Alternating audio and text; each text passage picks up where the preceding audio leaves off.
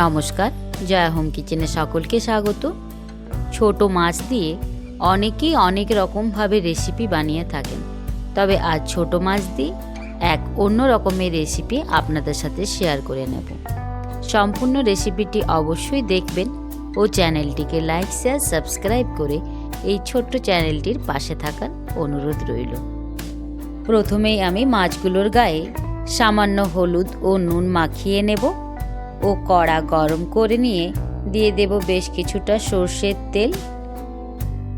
তেল গরম হয়ে এলে সামান্য একটু নুন দিয়ে দেব, যাতে মাছ ভাজার সময় মাছ কড়ার গায়ে লেগে না যায়। চারিদিক তেল ছড়িয়ে নিয়ে গরম তেলে মাছগুলোকে দুপাশ লাল লাল করে ভেজে নেব। ছোট মাছ দিয়ে আমরা কত রকমেরই না রেসিপি বানিয়ে থাকি, তবে আজ এই ছোট মাছ ও মূলো আলু দিয়ে আপনাদের সাথে এক ভীষণ স্বাস্থ্যকর রেসিপি শেয়ার করে নেব, যা খেতে হয় ভীষণ ভালো। অবশ্যই বাড়িতে আপনারাও এইভাবে একবার রেসিপিটি বানিয়ে নিতে পারেন। মাছগুলো ভেজে নেওয়ার পর ওই তেলের মধ্যেই সামান্য একটু কালো জিরে ফোড়নে দিয়ে দেব, আর দেব কিছুটা কেটে রাখা পেঁয়াজ। পেঁয়াজটাকে ভালোভাবে ভেজে নিতে হবে।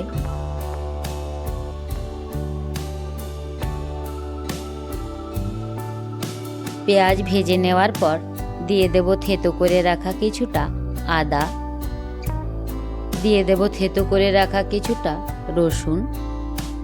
এবার আদা আর রসুন পেঁয়াজের সাথে সামান্য একটু ভেজে নেব।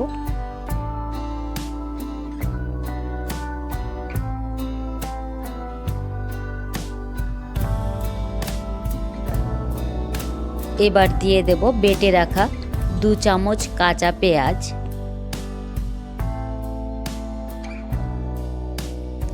এবার পেঁয়াজ বাটাটাকে ভেজে নিতে হবে।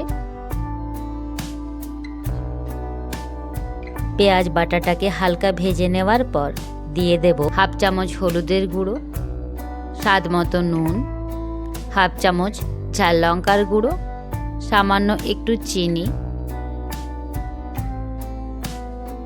গুঁড়ো মশলা দেওয়ার পর কিছুক্ষণ কষিয়ে নিয়ে দিয়ে দেব লম্বা লম্বা করে কেটে রাখা বেশ কিছুটা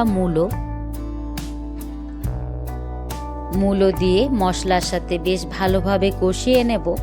সাথে দিয়ে দেব কেটে রাখা একটা আলু আর মূলো মশলার সাথে ভালোভাবে কষিয়ে নেব।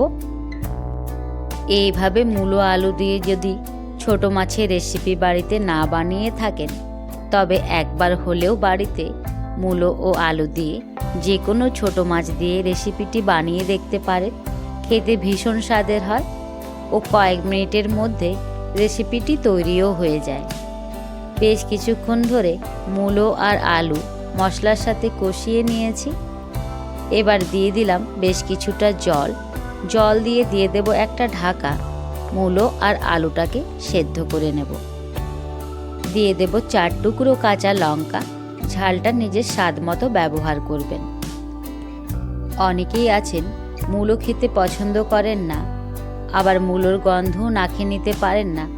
তারা সেক্ষেত্রে মূলোটাকে হালকা জল দিয়ে ভাপিয়ে জলটা ফেলে দিয়ে মূলো রান্নায় ব্যবহার করতে পারেন, তাতেও খেতে মন্দ হবে না। সামান্য একটু সেদ্ধ হয়ে যাওয়ার পর ঢাকা খুলে আমি দিয়ে দেব একটা কেটে রাখা টমেটোটাকে দেওয়ার পর আবারও 2 থেকে 3 মিনিট ঢাকা দিয়ে রান্নাটা হতে দেব। 2-3 মিনিট পর আমি ঢাকা খুলে ভালোভাবে মিশিয়ে নেব ও দেখে নেব মূলো আলু সেদ্ধ হয়েছে কিনা। মূলো আলু সুন্দরভাবে সেদ্ধ হয়ে গেছে। বেশ ভালোভাবে মিশিয়ে নেওয়ার পর দিয়ে দেব কিছুটা জল।